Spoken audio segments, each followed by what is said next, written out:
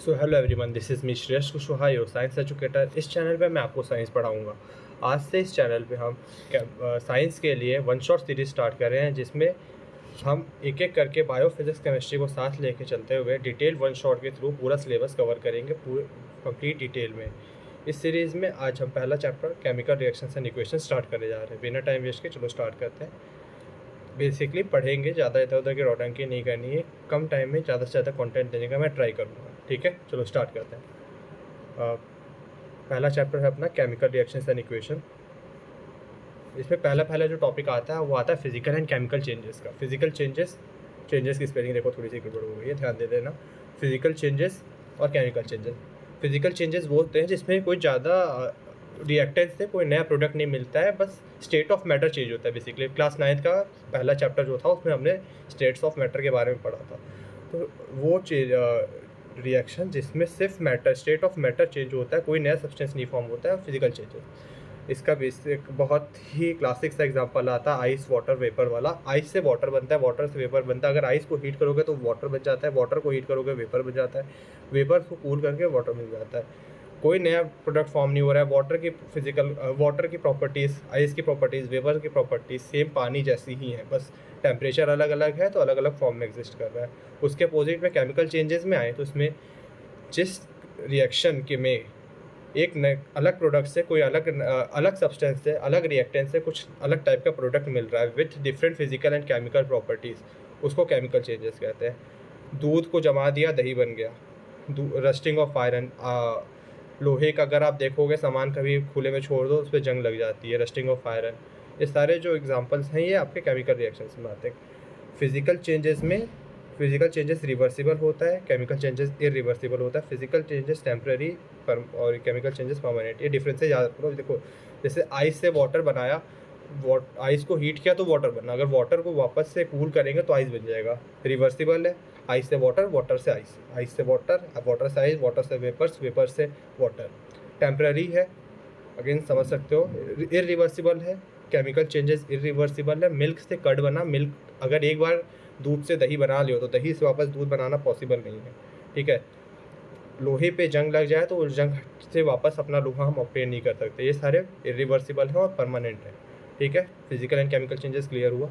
आगे इस चैप्टर में बेसिकली हम केमिकल चेंजेस पढ़ेंगे। तो केमिकल चेंजेस, जिन रिएक्शन में केमिकल चेंजेस होते हैं उनको केमिकल रिएक्शंस कहते हैं। So the process of breaking of old bond and formation of new bond to form newer product with different physical and chemical properties is known as chemical reactions. तो basically chemical reaction वो process है जिसमें पुराने bond टूटते हैं और नए bond form होते हैं। जैसे एग्जांपल ले, अगर ए कोई कंपाउंड था, उसके साथ सी रिएक्ट करके AC दे रहा है और B एक और एलिमेंट फॉर्म हो रहा है। AB अलग कंपाउंड था, C अलग एलिमेंट था, AC अलग प्रोडक्ट मिला और B अलग प्रोडक्ट मिला। इसकी इन चारों की प्रॉपर्टीज़, फिजिकल और केमिकल प्रॉपर्टीज़ बिल्कुल अलग थी।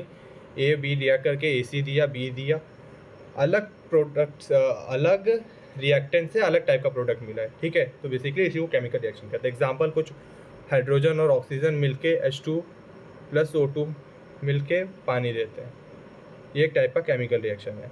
कैल्शियम कार्बोनेट की हीटिंग करते हैं तो कार्बन डाइऑक्साइड और कैल्शियम ऑक्साइड मिलता है। इसका reaction CaCO3 gives CaO + CO2। अच्छा, ये 2 पॉइंट हो गए क्लियर। तीसरा point, chemical reactions are written in word form. जितने भी केमिकल रिएक्शंस हमारे होते हैं हम उनको वर्ड फॉर्म में लिखते हैं। Hydrogen + oxygen gives water. अच्छा, अगर ऐसे लिखने लगे तो सारे रिएक्शंस लिखने में काफ़ी ज़्यादा टाइम वेस्ट होगा, बहुत लेंथी हो जाएगा। ठीक है, तो इसी चीज़ से को बीट करने के लिए साइंटिस्ट ने केमिकल इक्वेशन निकाला, जिसमें हम for the ease of representation of chemical reaction chemical equations are use, जिसमें हम केमिकल रिएक्शंस को वर्ड फॉर्म की जगह उनके सिंबल्स की फॉर्म में रख के बेसिकली रिप्रेजेंट करते हैं केमिकल रिएक्शन को। ठीक है, चलो आगे चलते हैं। Requirements for chemical reaction. Chemical reaction को होने के लिए कौन कौन सी चीज़ों की रिक्वायरमेंट होती है, उसमें पहला होता है रिएक्टेंट। ऐसा केमिकल रिएक्शन आप कहीं देखे होगे ज़रूर, जैसे मैंने भी H2 + O2 दिखाया और इससे हमें प्रोडक्ट मिल रहा था वाटर। इसमें H2 और O2 जो हैं ये दोनों रिएक्टेंट है। हाइड्रोजन एक रिएक्टेंट हो गया, ऑक्सीजन एक रिएक्टेंट हो गया। इन दोनों रिएक्टेंट से जो प्रोडक्ट मिल रहा है वो ये वाटर है। इसको प्रोडक्ट की कैटेगरी में रखते हैं और इन दोनों को रिएक्टेंट की कैटेगरी में रखते हैं। ठीक है, जो इस एरो के लेफ्ट हैंड साइड पे हैं उनको रिएक्टेंट बोलते हैं, जो राइट हैंड साइड पे उनको प्रोडक्ट बोलते हैं। अच्छा, अलग अलग रिएक्शन को होने के लिए अलग अलग टेम्परेचर, प्रेशर और कैटलिस्ट रिक्वायर्ड होते हैं। मैं अब इसको आगे डिटेल में डिस्कस करते हैं। तो बेसिकली रिएक्टेंट की डेफिनेशन पढ़ी, chemical species that undergoes reaction to form new species with different product. एक रिएक्शन में एरो के लेफ्ट साइड पे, it is written on left side of arrow, arrow के लेफ्ट साइड पे जो लिखा जाएगा वो रिएक्टेंट होगा, जो कि रिएक्ट करके एक केमिकल रिएक्शन में अंडरगो होगा या केमिकल रिएक्शन में पार्टिसिपेट करके नए प्रोडक्ट देगा जिनकी प्रॉपर्टीज़ डिफरेंट होगी। ठीक है, आगे चलते हैं। प्रोडक्ट, केमिकल रिएक्शन में जो स्पीसीज, केमिकल स्पीसीज फॉर्म होती है उनको प्रोडक्ट बोलते हैं, जो कि right side of arrow of chemical equation पे लिखी जाती है। ठीक है, new chemical species that is form as a result of chemical reaction is known as product. ठीक है, रिएक्टेंट और प्रोडक्ट क्लियर हुआ। आगे चलते हैं टेम्परेचर। तो हर एक रिएक्शन को होने के लिए, रिएक्शन फिजिबल हो, रिएक्शन से जो हमें प्रोडक्ट चाहिए वो अच्छे खासे अमाउंट में मिले, उसके लिए अलग अलग टेम्परेचर कंडीशन, अलग प्रेशर कंडीशन और अलग अलग रिएक्शन के लिए कैटलिस्ट चाहिए होता है। कैटलिस्ट में अभी डिटेल में डिस्कस होगा, पहले टेम्परेचर और प्रेशर डिस्कस कर लेते हैं। For every chemical reaction specific temperature is required. जैसे कि एक रिएक्शन है N2 + O2 से 2NO बनना, N2 और O2 से NO बनने का जो रिएक्शन है, इसके लिए 200 केल्विन टेम्परेचर की रिक्वायरमेंट होती है। अगर 200 केल्विन टेम्परेचर नहीं मिलेगा तो नाइट्रोजन के और कई सारे ऑक्साइड होते हैं, N2O5, N2O4, NO2, ये सारे अलग अलग टाइप के प्रोडक्ट मिल सकते हैं। हमें अगर N2 और O2 को रिएक्ट करके NO वाला प्रोडक्ट चाहिए तो हमें टेम्परेचर 200 केल्विन की देनी पड़ेगी। ऐसे ही प्रेशर की भी कंडीशन होती है, अलग अलग रिएक्शन के लिए अलग अलग स्पेसिफिक प्रेशर कंडीशन की रिक्वायरमेंट होती है। ये जो बॉन्ड सेवर, इस रिएक्शन को बॉन्ड सेवर प्रोसेस कहते हैं, जिसमें नाइट्रोजन और हाइड्रोजन रिएक्ट करके अमोनिया मिलता है। बेसिकली अमोनिया के फॉर्मेशन के लिए ये रिएक्शन यूज़ होती है, जिसमें नाइट्रोजन और हाइड्रोजन का रिएक्ट करा के अमोनिया ऑब्टेन करते हैं। इसके लिए हमें 200 ATM का प्रेशर कंडीशन रिक्वायर होता है। ठीक है, आगे चलते हैं कैटलिस्ट। तो बेसिकली कैटलिस्ट एक केमिकल सब्सटेंस होता है, या बेसिकली कोई भी सब्सटेंस होता है जो कि किसी रिएक्शन में खुद पार्टिसिपेट नहीं करता है लेकिन रेट ऑफ रिएक्शन को बढ़ा देता है। Catalyst is a substance that increases the rate of reaction without itself undergoing any change during the reaction. होता क्या है, कैटलिस्ट जो है रिएक्शन के टाइम पे एक सरफेस प्रोवाइड कर देता है जहाँ पे आके रिएक्टेंट आराम से डिफ्यूज़ करके आराम से उस पर रिएक्ट कर सकते हैं। लाइक सोचो, अगर तुम कहीं जा रहे हो, अपने दोस्त से इंटरेक्ट करना है, पार्क में इंटरेक्शन, तुम लोग पार्क में वॉक करते हुए जा रहे हो तो वहाँ पे इंटरेक्शन कम होगा। उसके अपोजिट में अगर तुम कहीं कैफ़े वगैरह में मिल रहे हो तो वहाँ पे आराम से बैठ के डिस्कस कर पाओगे, तो इंटरेक्शन वहाँ बेटर होगा, ज़्यादा अच्छा प्रोडक्ट निकलने के चांसेस हैं।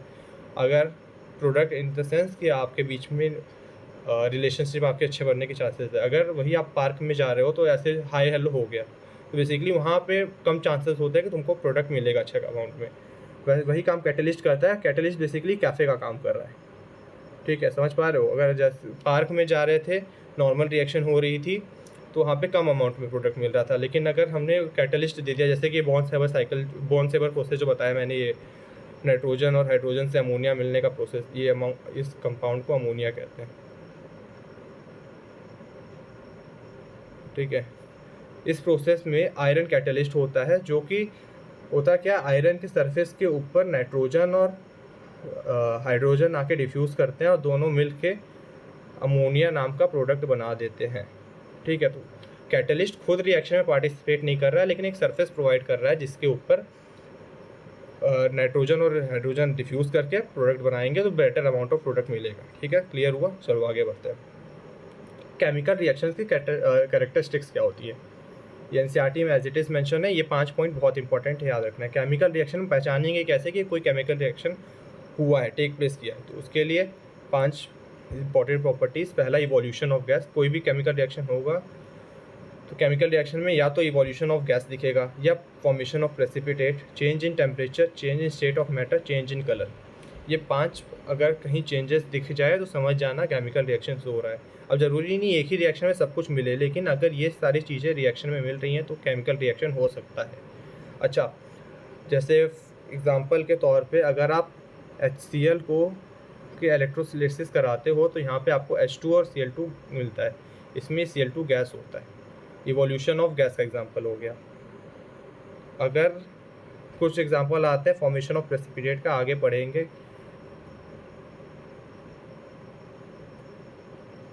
फॉर्मेशन ऑफ प्रेसिपिटेट में अगर हम एग्जांपल देखें BaCl2 प्लस Na2SO4 का अगर रिएक्शन हो, ये एक तरीके का डबल डिस्प्लेसमेंट रिएक्शन है। इसमें आपको BaSO4 और NaCl मिलता है। इसमें ये BaSO4 है, ये प्रेसिपिटेट के फॉर्म में वाइट कलर का इनसॉल्युबल फॉर्म में जिस कंटेनर में आप रिएक्शन करा रहे होंगे उसमें बैठ जाएगा। बेसिकली प्रेसिपिटेट होता क्या है, इनसॉल्युबल केमिकल स्पीसीज को ही प्रेसिपिटेट बोलते हैं।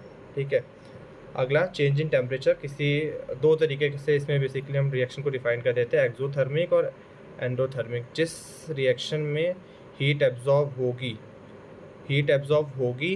तो टेम्परेचर बढ़ेगा, वो एंडोथर्मिक रिएक्शन होगा। जिसमें हीट रिलीज होगी उसको एक्सोथर्मिक रिएक्शन कहते हैं। ठीक है, अगला change in state of matter, उसके बाद change in colour.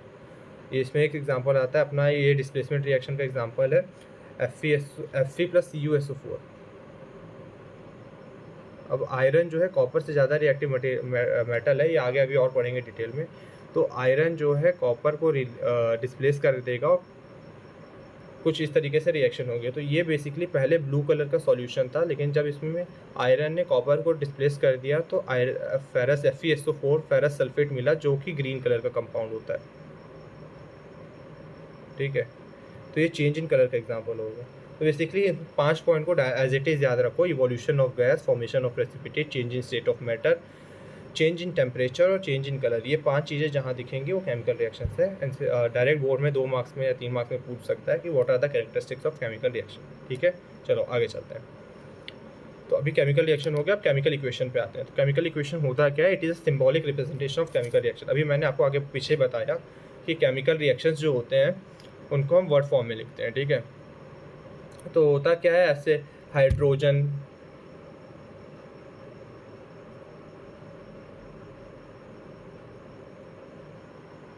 Plus oxygen gives water, ऐसे लिखने में काफ़ी ज़्यादा टाइम वेस्ट होता है। तो इसी इशू को ओवरकम करने के लिए साइंटिस्ट ने केमिकल इक्वेशन निकाला है, जिसमें हम इन एलिमेंट्स को, इन कंपाउंड एलिमेंट्स और कंपाउंड को उनके सिंबॉलिक फॉर्म, जैसे हाइड्रोजन का H2 हो गया, ऑक्सीजन का O2 हो गया, इससे बनता है वाटर H2O हो गया, सिंबॉलिक फॉर्म में रिप्रेजेंट कर देते हैं किसी केमिकल रिएक्शन को, उसको केमिकल इक्वेशन कहते हैं। ठीक है, पहला point, it is a symbolic representation of chemical reaction. ठीक है, अगला point, in a chemical equation reactants are written on the left side of arrow and the reactants are written on left hand side, products are written on right hand side and they are separated by arrow. Arrow के left hand side पे reactant लिखते हैं, right hand side पे product लिखते हैं और बीच में arrow होता है जो कि रिएक्टेंट और प्रोडक्ट को सेपरेट करते हैं। ठीक है, तीसरा point, in case of more than one reactant और प्रोडक्ट, दोनों को प्लस के साइन से सेग्रीगेट किया जाता है, अलग अलग किया जाता है। H2 और O2 को प्लस के साइन से हम डिफरेंट अलग बताते हैं कि दो अलग अलग रिएक्टेंट हैं। ठीक है, ऐसे प्रोडक्ट यहाँ पे तो वाटर मिल गया। अगर ऐसे एग्जांपल देखें कैल्शियम कार्बोनेट की हीटिंग का, CaCO3 को हीट करोगे तो CaO और CO2 मिलेगा। तो दो प्रोडक्ट हैं तो दोनों को प्लस साइन से डिफ्रेंशिएट किया जाता है, सेपरेट कर दिया जाता है। ठीक है, चलो और तो आगे केमिकल इक्वेशन को और ज़्यादा इफेक्टिव और ज़्यादा इंफॉर्मेटिव बनाने के लिए कुछ सिंबल्स यूज़ होते हैं। जैसे गैस रिलीज़ होता है, गैस रिलीज़ का ये वाला सिंबल होता है डायरेक्ट ऊपर एरो। प्रेसिपिटेट फॉर्मेशन के लिए या तो ऐसे नीचे वाला एरो के दिखाते हैं या PPT लिख देते हैं ब्रैकेट में छोटा सा। जैसे अभी मैं पीछे आपको BaSO4 वाला जब एग्जांपल दिया था तो ब्रैकेट में छोटा सा PPT, ऐसे BaSO4 लिख के या छोटा सा ब्रैकेट में PPT लिख देंगे। ठीक है, सॉलिड स्टेट के लिए ब्रैकेट में S लिख देते हैं, लिक्विड स्टेट के लिए ब्रैकेट में L लिख देते हैं, गैसेस स्टेट के लिए ब्रैकेट में G लिखेंगे, एक्वा स्टेट के लिए ब्रैकेट में AQ लिखेंगे। हीट का सिंबल होता है, अभी हीट और सनलाइट वाला थोड़ा सा कम लोगों को पता होता है, बेसिकली आपके सिलेबस में है भी नहीं। हीट के लिए डेल्टा का सिंबल लगाते हैं, इसको डेल्टा कहते हैं, और सनलाइट के लिए H न्यू लिखते हैं। ये V नहीं है, न्यू है, न्यू। अभी अगर आप पढ़े हो तो फ्रीक्वेंसी का टर्म, फ्रीक्वेंसी को रिप्रेजेंट करने के लिए न्यू यूज़ करते हैं, और H होता है आपका प्लैंक्स कांस्टेंट। अभी ये 11th का बेसिकली कॉन्सेप्ट आता है कि H new energy of sunlight के लिए होता है, तो बेसिकली सनलाइट को रिप्रेजेंट करने के लिए H न्यू यूज़ कर दिया जाता है, H न्यू। चलो आगे चलते हैं। हाँ, आगे बढ़ता है स्केलेटल इक्वेशन। वो केमिकल इक्वेशन जो कि बैलेंस नहीं होती उनको अनबैलेंस केमिकल इक्वेशन को स्केलेटल इक्वेशन कहते हैं। जैसे मैंने लिखा H2O2 H2O। अब बैलेंसिंग का मतलब क्या है? देखो, पिछले साल क्लास 9th में आपने 3rd चैप्टर जो एटम्स एंड मॉलिक्यूल्स वाला चैप्टर था उस पर पढ़ा था लॉ ऑफ कंजर्वेशन ऑफ मास। ठीक है, कि रिएक्टेंट साइड में और प्रोडक्ट साइड में नंबर कोई भी कंपाउंड कोई भी एलिमेंट सेम होता है। जैसे इधर 2 हाइड्रोजन तो है, इधर 2 हाइड्रोजन है, हाइड्रोजन का मास कांस्टेंट है। बेसिकली कंजर्वेशन ऑफ मास में ये बोला जाता था कि मास is neither created nor destroyed in a chemical reaction. तो उसको सेटिस्फाई करने के लिए हमें केमिकल इक्वेशन को स्केलेटल केमिकल इक्वेशन को बैलेंस करना होता है। जैसे इस इक्वेशन में इस साइड 2 ऑक्सीजन के मॉलिक्यूल हैं, इधर एक ही मॉलिक्यूल है। तो बेसिकली हाइड्रोजन तो बैलेंस है, दोनों साइड 2-2 मॉलिक्यूल है, लेकिन ऑक्सीजन बैलेंस नहीं है। इधर 2 मॉलिक्यूल है, इधर एक ही मॉलिक्यूल है। ठीक है, तो इसको बैलेंस करने के लिए कुछ बैलेंसिंग के प्रोसीजर फॉलो करते हैं ताकि दोनों साइड हम number of all the elements, मतलब सारे एलिमेंट्स के जितने भी नंबर हैं उनको बैलेंस कर पाए। इधर 2 ऑक्सीजन मॉलिक्यूल हैं तो उधर भी 2 रहें।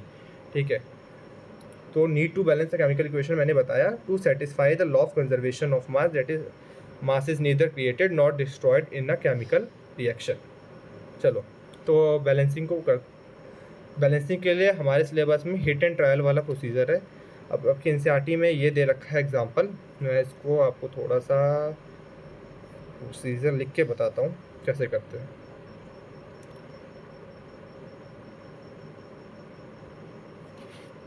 लाइक आपका एनसीईआरटी में एग्जांपल दे रखा है Fe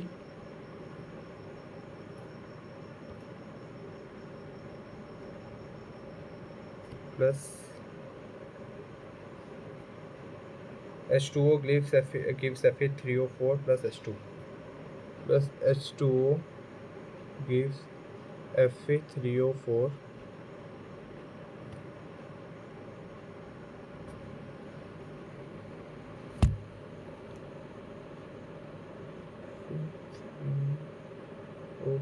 प्लस H2।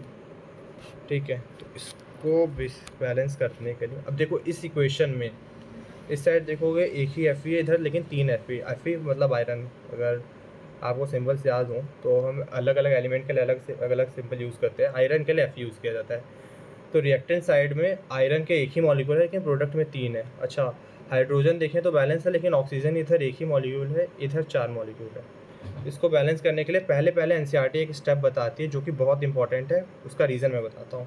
एनसीईआरटी बोलती है कि सारे एलिमेंट के आसपास आप एक डब्बा बना दो। क्यों? क्योंकि इस डब्बे के अंदर आपको कोई चेंज नहीं करना है। बच्चे क्या करते हैं, जैसे बैलेंस करना है आयरन को, मैं अभी आगे समझाऊंगा बैलेंस कैसे करना है, लेकिन होता क्या है बच्चे गलती कर देते हैं। इधर 3 आयरन के मॉलिक्यूल हैं तो इधर आगे 3 लगाना होता है ताकि आयरन बैलेंस हो जाए। बच्चे क्या करते हैं Fe के इधर 3 लिख देते हैं। अब ये कंपाउंड ही चेंज हो गया बेसिकली, तो ये गलत काट देगा। जो भी एग्जामिनर रहेगा आपको इसमें मार्क्स नहीं देगा। इसीलिए एनसीईआरटी पहले समझाती है कि डब्बा बनाओ, डब्बे के अंदर कोई चेंज नहीं करना है, जो भी चेंज लाना है डब्बे के बाहर लाना है। ठीक है,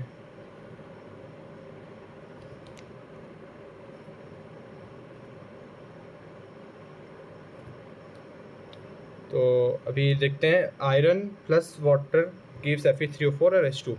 इसको बैलेंस करने के लिए सबसे पहले एनसीईआरटी के हिसाब से चलना ऐसे है कि जो एलिमेंट सबसे ज़्यादा, पहले दोनों साइड का बैलेंस शीट एक तरीके से बना लो।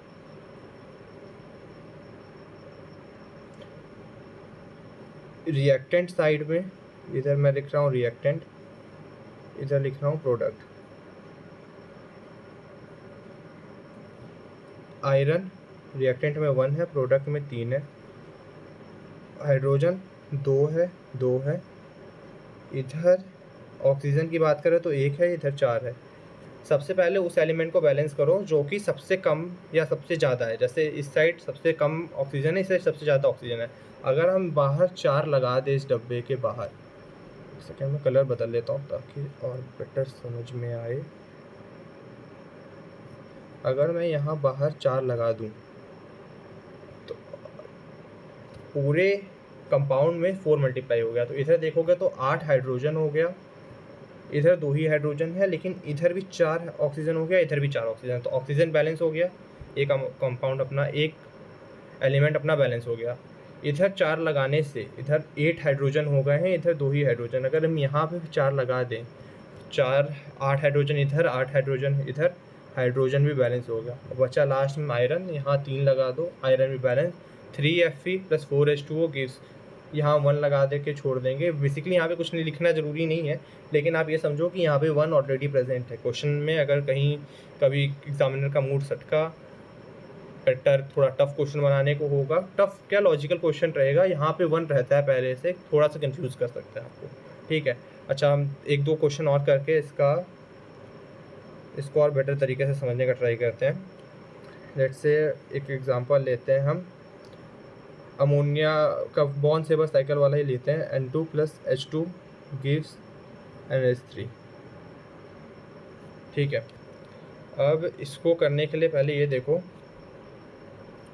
नाइट्रोजन इधर 2 है, nitrogen reactant side, product side, nitrogen hydrogen, 2 ही एलिमेंट है तो दोनों का लिखेंगे, बैलेंस शीट टाइप बना रहे हैं। रिएक्टेंट में नाइट्रोजन 2 है, प्रोडक्ट में 1 है। रिएक्टेंट में हाइड्रोजन 2 है, प्रोडक्ट में 3 है। बैलेंस कहीं से नहीं लग रहा है। सबसे पहले उसको बैलेंस करो जो सबसे ज़्यादा अमाउंट में है। इधर 3 सबसे बड़ा नंबर दिख रहा है, सबसे ज़्यादा अमाउंट मतलब सबसे बड़ा नंबर जो दिख रहा है। हाइड्रोजन प्रोडक्ट साइड में 3 है। अगर हम यहाँ 2 लगा के यहाँ 3 लगा दें, 3 2 जा 6 हाइड्रोजन हो गया, 2 3 जा 6 हाइड्रोजन हो गया। डब्बे के बाहर ही चेंज करना है, डब्बा बना लो। डब्बा में बना के समझा नहीं रहा हूँ, आप डब्बा बनाने का मतलब ये था समझाने का कि अंदर एलिमेंट कंपाउंड या एलिमेंट के फॉर्मूला में कोई चेंज नहीं करना है, तो कंपाउंड ही बेसिकली अलग हो जाएगा। ठीक है, बाहर ही डब्बे के बाहर ही चेंज करना है। यहाँ 3 बाहर लगाया डब्बे के तो 6 हाइड्रोजन हो गया, इधर भी 2 3 जा 6 हो गया, 6 हाइड्रोजन इधर, 6 हाइड्रोजन इधर। ठीक है, अच्छा आप ये देखो कि इधर 6 लगाया, प्रोडक्ट में नाइट्रोजन भी 2 हो गया, क्योंकि 2 इसमें भी नाइट्रोजन के साथ ही मल्टीप्लाई होगा। बेसिकली यहाँ पे N1 था, 2 × 1 2 नाइट्रोजन रिएक्टेंट में भी हो गया, 2 प्रोडक्ट में हो गया, पूरा इक्वेशन बैलेंस हो चुका है। हो गया, समझ में आ रहा है ना। चलो एक आध एग्जांपल और देखते हैं।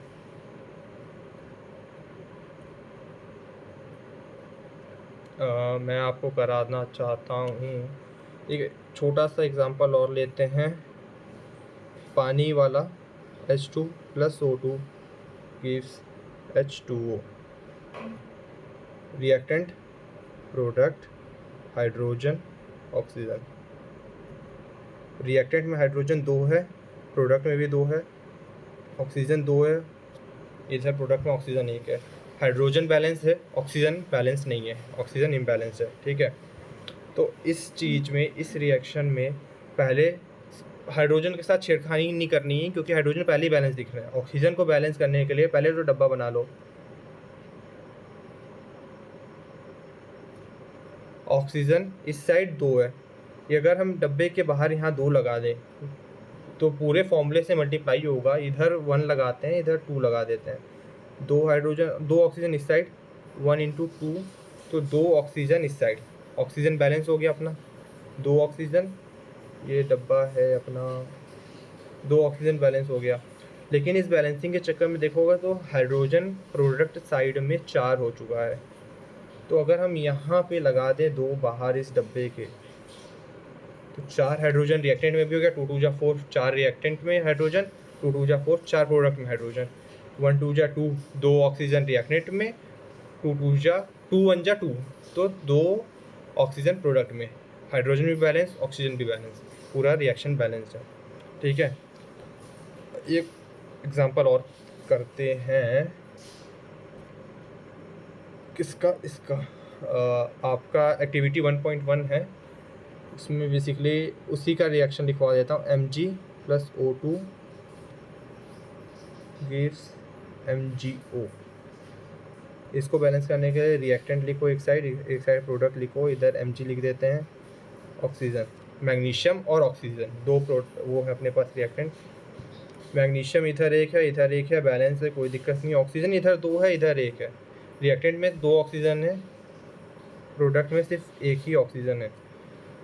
तो सबसे पहले मैग्नीशियम के साथ कोई छेड़खानी करने की ज़रूरत नहीं है, ऑक्सीजन को बैलेंस कर लेते हैं। 1 × 2, अगर यहाँ डब्बे के बाहर 2 लगा दिया तो ऑक्सीजन बैलेंस हो गया, इधर 2 ऑक्सीजन हो गए, इधर भी 2 ऑक्सीजन हो गए। ठीक है,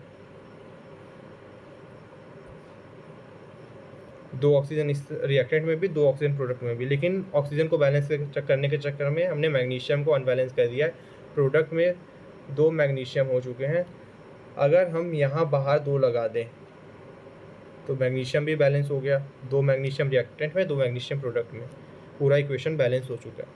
तो चलो अभी हमने काफ़ी सारे क्वेश्चन कर लिए हैं। मैं 2-3 क्वेश्चन और तुम्हें अच्छा इस क्वेश्चन बेसिकली इस रिएक्शन से एक्टिविटी 1.1 से रिलेटेड मैं एक क्वेश्चन पूछना चाहता हूँ। एक्टिविटी 1.1 जब आप पढ़ोगे, अच्छा इस लेक्चर के बाद एनसीईआरटी रीडिंग खुद से कर लेनी है, NCERT exercise, NCERT in-text questions, activity पढ़ लेना है। जो भी डाउट हो कमेंट सेक्शन में पूछो, मैं उधर आंसर दे दूँगा। अच्छा इसके साथ एक चीज़ और कर लेना आप लोग, एनसीईआरटी एग्जाम्पलर, एनसीईआरटी की बुक आती है, काफ़ी सारे बच्चों को इसके बारे में नहीं पता होता है। इससे कुछ क्वेश्चन बोर्ड में पूछ देता है, फिर बच्चे कहते हैं कि एनसीईआरटी के बाहर की चीज़ नहीं, एनसीईआरटी एग्जाम्पलर से डायरेक्ट क्वेश्चन उठ के आते हैं, तो एनसीईआरटी एग्जाम्पलर भी आप लोग सॉल्व कर लेना, ठीक है। इस लेक्चर को देखने के बाद अगर आप इस जो नोट्स मैं आपको इसके साथ प्रोवाइड करा दूंगा, नोट्स, एनसीईआरटी के क्वेश्चन, एनसीईआरटी एग्जाम्पलर के क्वेश्चन, इंटेक्स्ट क्वेश्चन, एक्टिविटीज़ पढ़ लेते हो तो आपका पूरा चैप्टर ख़त्म हो जाएगा, कोई दिक्कत नहीं होगी। 2 बार कर लोगे, बोर्ड्स तक के लिए प्रिपेयर हो जाओगे तुम, ठीक है। अच्छा इससे रिलेटेड एक्टिविटी 1.1 से रिलेटेड एक क्वेश्चन था। एक्टिविटी 1.1 में स्टेप्स में लिखा हुआ है कि मैग्नीशियम रिबन को बर्न करने से पहले क्लीन करना होता है, उसका रीज़न क्या होता है? कमेंट सेक्शन में आंसर दो फटाफट। चलो आगे चलते हैं। कुछ क्वेश्चन दे दूँ क्या होमवर्क के लिए, बैलेंसिंग के लिए? 2-3 लिख लो, कर लोगे तो अच्छा ही रहेगा। एक लिखो,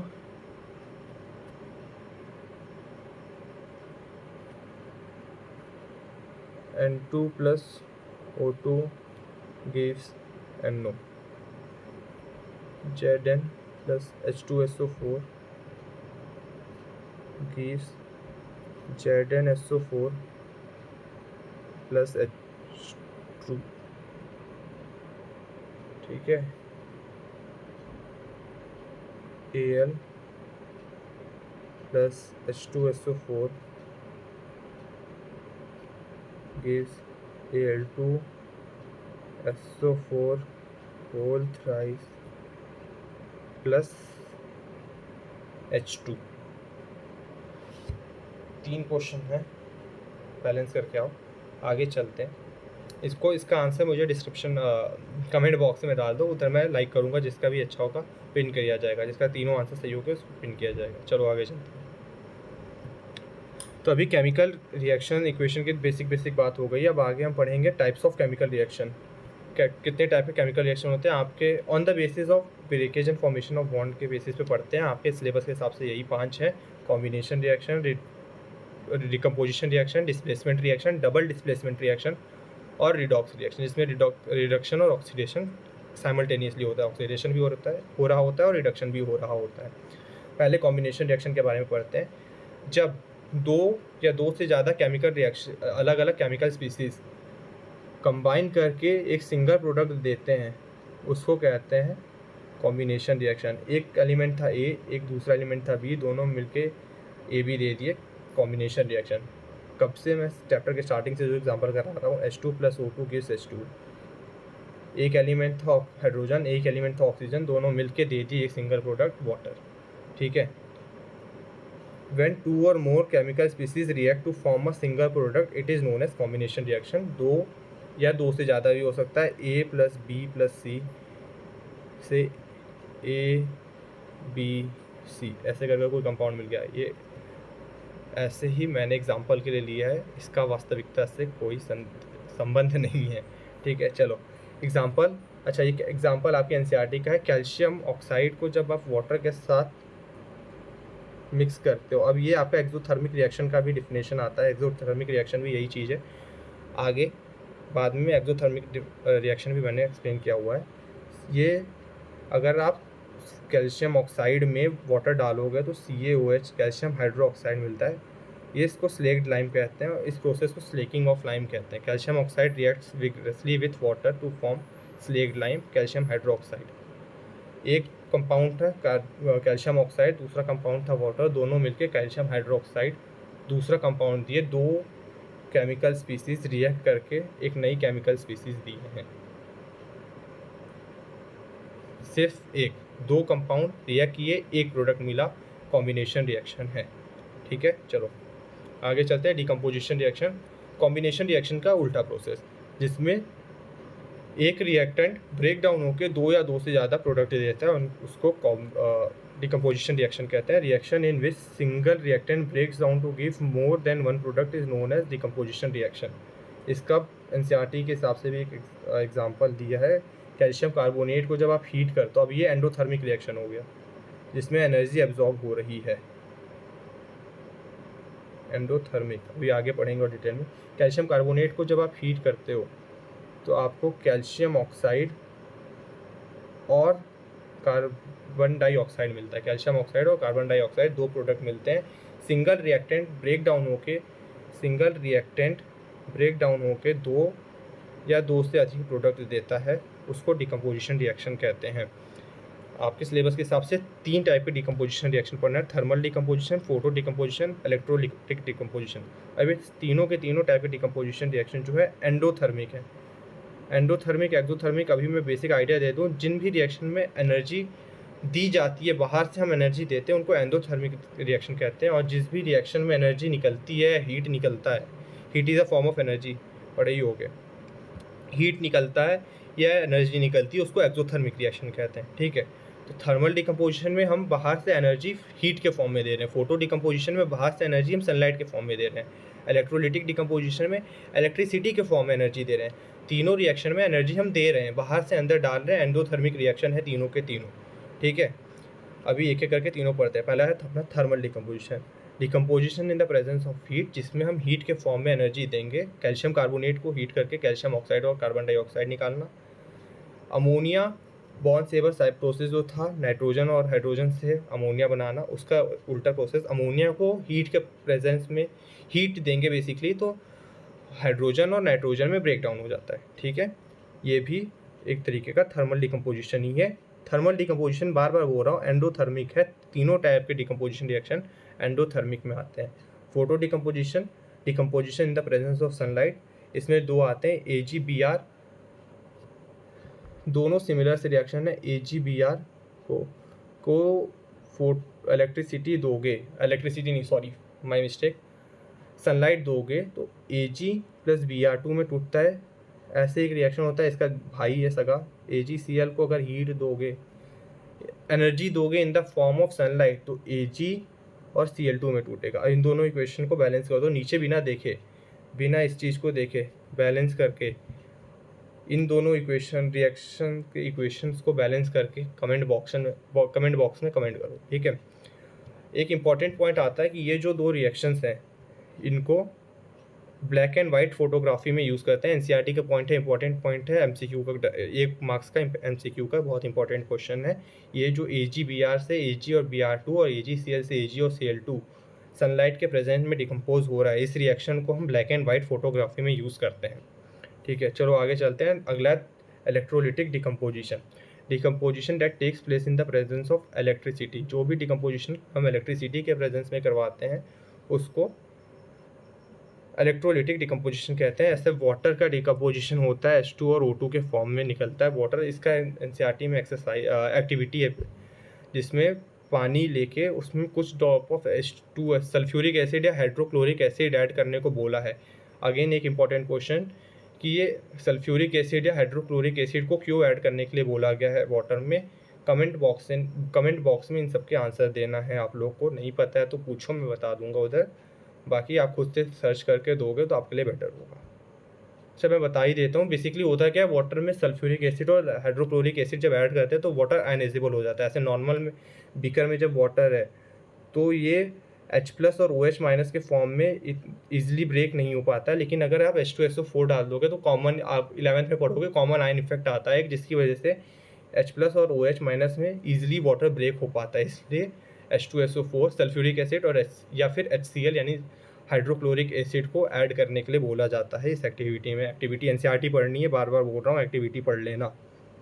चलो, 2 रिएक्शन हो गए, कॉम्बिनेशन हो गया, डिकम्पोजिशन हो गया। अगला है displacement reaction, reaction in which more reactive element displaces less reactive element is known as displacement reaction. एक रिएक्शन एक कपल था, उनके बीच में कोई ज़्यादा आकर्षण वाला इंसान आया, ए से ज़्यादा आकर्षित सी करता था, तो सी और बी के बीच में बॉन्ड फॉर्म हो गया, ए जो है अलग बच गया बेचारा सिंगल। ए से ज़्यादा रिएक्टिव था, सी ने ए को इस कंपाउंड से डिस्प्लेस करके उसकी जगह ले ली, ए अकेला बेचारा बच गया। This is a displacement reaction.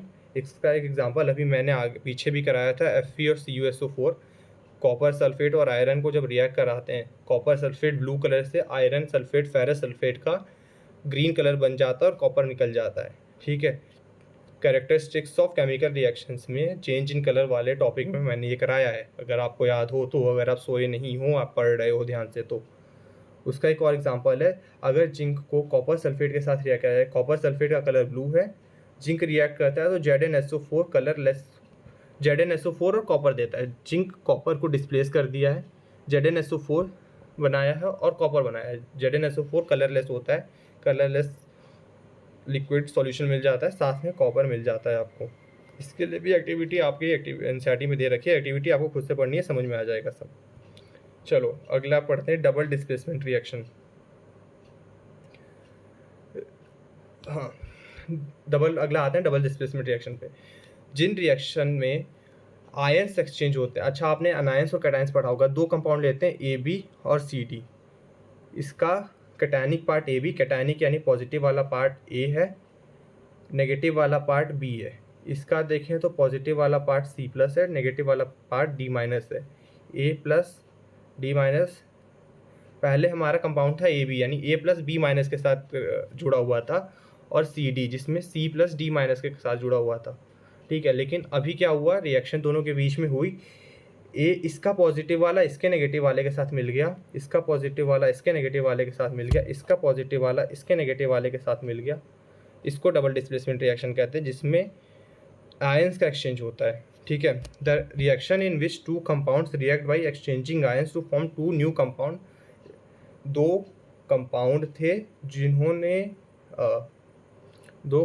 थे जिन्होंने अपने आयंस को एक्सचेंज करके दो नए कंपाउंड विथ डिफरेंट प्रॉपर्टीज। अब कंपाउंड अलग हैं तो प्रॉपर्टीज़ अलग होंगी, तो डिफरेंट प्रॉपर्टीज़, उनको डबल डिस्प्लेसमेंट रिएक्शन कहते हैं। The reaction in which two compounds react by exchanging their ion, positive इसका पॉजिटिव बगल वाले के नेगेटिव के साथ, बगल वाले का पॉजिटिव इस वाले नेगेटिव के साथ आके मिलके दो अलग कंपाउंड बनाएंगे।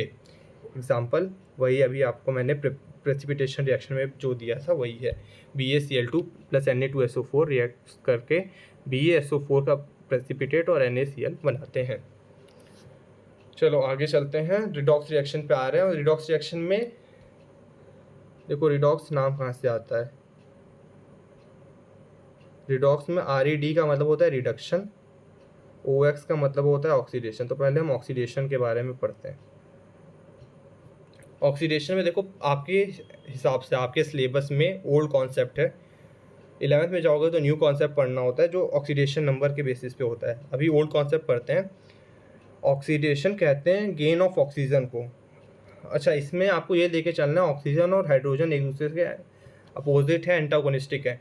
ऑक्सीजन और हाइड्रोजन का फंक्शन अलग अलग है, जस्ट अपोजिट है। जैसे ऑक्सीजन के एडिशन को ऑक्सीडेशन कहते हैं, ऑक्सीजन के रिमूवल को रिडक्शन कहते हैं। हाइड्रोजन के एडिशन को ऑक्सीडेशन कहते हैं, सॉरी माय मिस्टेक, ऑक्सीजन के एडिशन को ऑक्सीडेशन कहते हैं, ऑक्सीजन के रिमूवल को रिडक्शन कहेंगे। उसके अपोजिट में देखें तो हाइड्रोजन के एडिशन को रिडक्शन कह देते हैं और हाइड्रोजन के रिमूवल को ऑक्सीडेशन। गेन ऑफ ऑक्सीजन या लॉस ऑफ हाइड्रोजन दोनों अपोजिट है, याद रखना। ऑक्सीजन का गेन, ऑक्सीडेशन से नाम से समझ में आ रहा है कि ऑक्सीजन का गेन हो रहा है। ठीक है, ऑक्सीजन का गेन हो रहा है तो उसका अपोजिट होगा हाइड्रोजन का लॉस। ऑक्सीजन का गेन और हाइड्रोजन का लॉस। इसी में ओल्ड कॉन्सेप्ट में एक और कॉन्सेप्ट आता था, अच्छा आपको पता नहीं होगा, मैं बता दूं, ऑक्सीजन एक इलेक्ट्रोनेगेटिव एलिमेंट है, नेगेटिव एलिमेंट है, और ऑक्सीजन के कंपैरिजन में हाइड्रोजन एक तरीके से इलेक्ट्रो पॉजिटिव एलिमेंट हो जाता है। अब ये आपके क्लास 11 का कॉन्सेप्ट है, फिर भी मैं बता दे रहा हूँ, आप एक बार सुन लो बस। तो ऑक्सीडेशन को गेन इन इलेक्ट्रोनेगेटिव एलिमेंट होते हैं जैसे fluorine, chlorine, nitrogen, oxygen, sulphur, ये सारे इलेक्ट्रोनेगेटिव एलिमेंट है। अगर इनका एडिशन हो रहा है किसी कंपाउंड में तो उसका ऑक्सीडेशन हो जाता है, या लॉस ऑफ इलेक्ट्रोपॉजिटिव एलिमेंट को ऑक्सीडेशन कहते हैं। न्यू कॉन्सेप्ट के हिसाब से इंक्रीज इन ऑक्सीडेशन नंबर को ऑक्सीडेशन कहते हैं। इसका जस्ट उल्टा होता है रिडक्शन में। रिडक्शन का ओल्ड कॉन्सेप्ट होता है गेन ऑफ हाइड्रोजन या लॉस ऑफ ऑक्सीजन।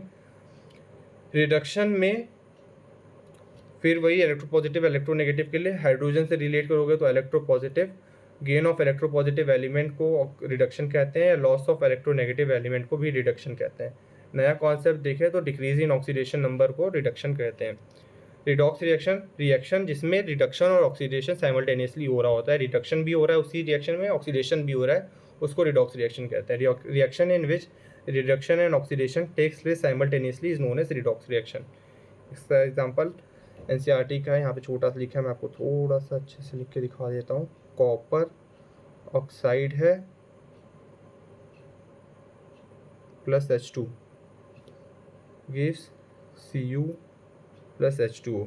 अब देखो कॉपर ऑक्साइड में से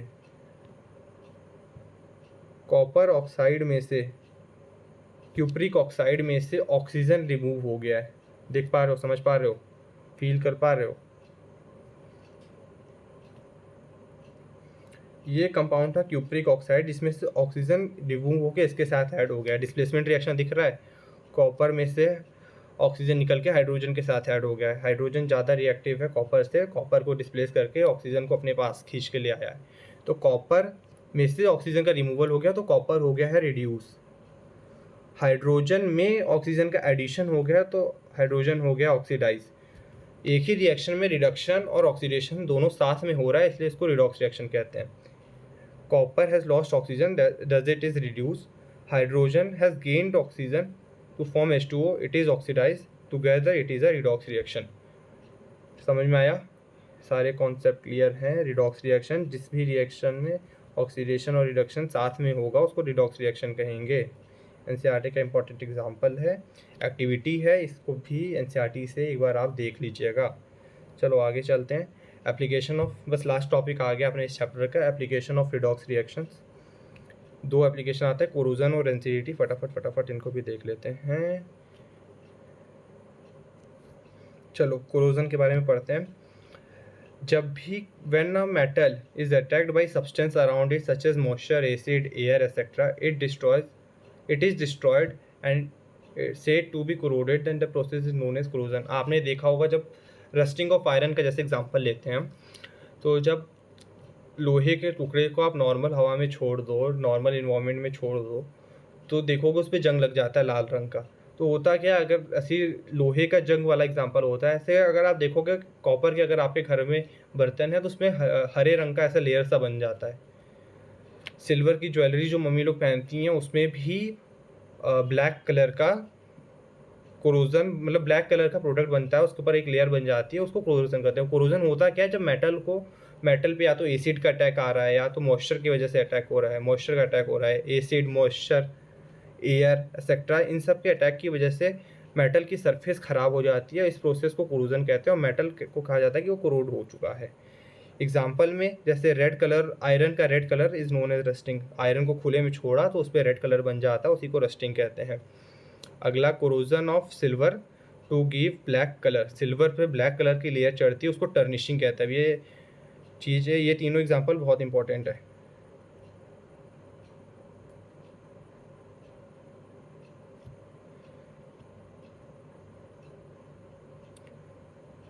corrosion of copper to give green colour is known as पैटिना।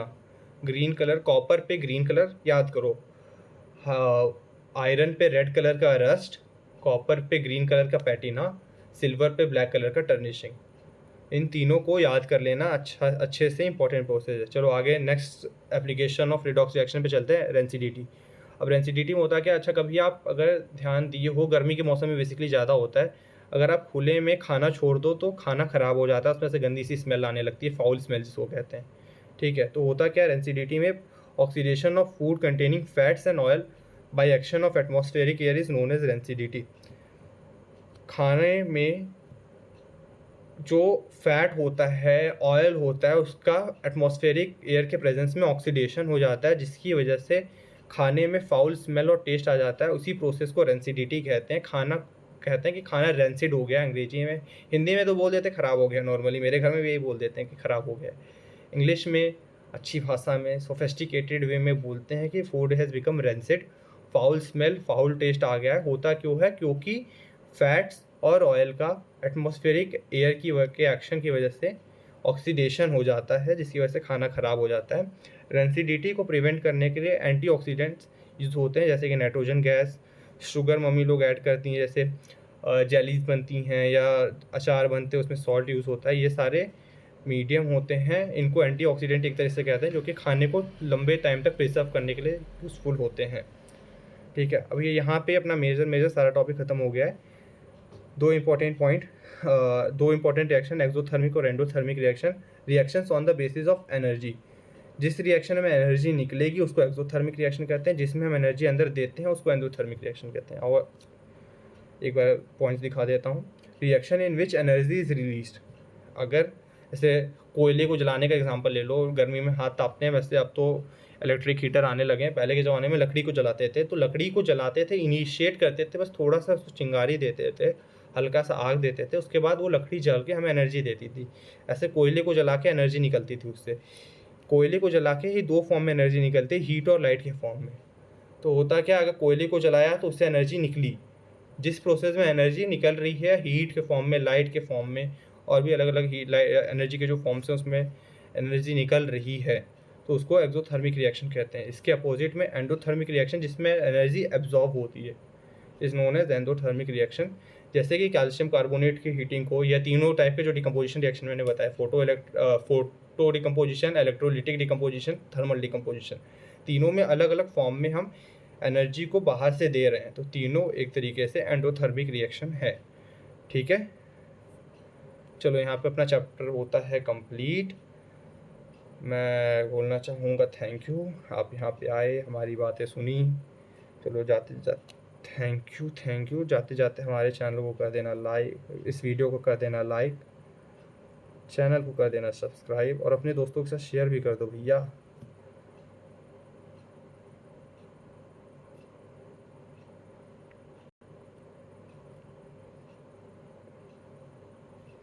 अच्छा, होमवर्क देख लो अपना। होमवर्क के तौर पे एनसीईआरटी रीडिंग, एनसीईआरटी की रीडिंग करनी है, एनसीईआरटी के इन टेक्स्ट क्वेश्चंस करने हैं, एनसीईआरटी के बैक एक्सरसाइज करनी है, उसके बाद एनसीईआरटी एग्जाम्पलर सॉल्व करना है, और साथ में इस लेक्चर में मैंने जो जो क्वेश्चन पूछे हैं उसको डिस्क्रिप्शन बॉक्स में आंसर देना है। इन सब में जो भी क्वेश्चन में डाउट आता है वो आप पूछ लेना मेरे से कमेंट बॉक्स में, मैं उधर आंसर दे दूँगा। चलो अभी के लिए बंद करते हैं। Thank you, bye bye.